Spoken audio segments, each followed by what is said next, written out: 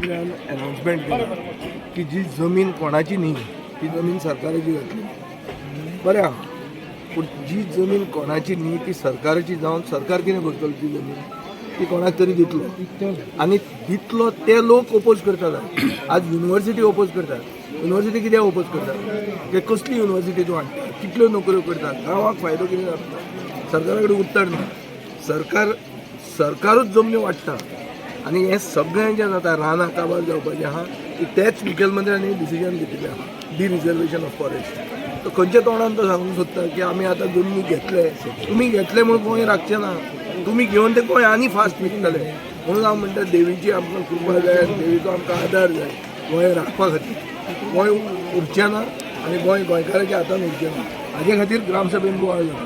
ग्रामसभेन बोवाळ जाता तो सारको जाता कित्याक लोकप्रतिनिधी गांवांतल्या लोकांक विश्वासान घेनासतना गोंय विकूंक लागला म्हणून ते ग्रामसभेन बोवाळ जाता.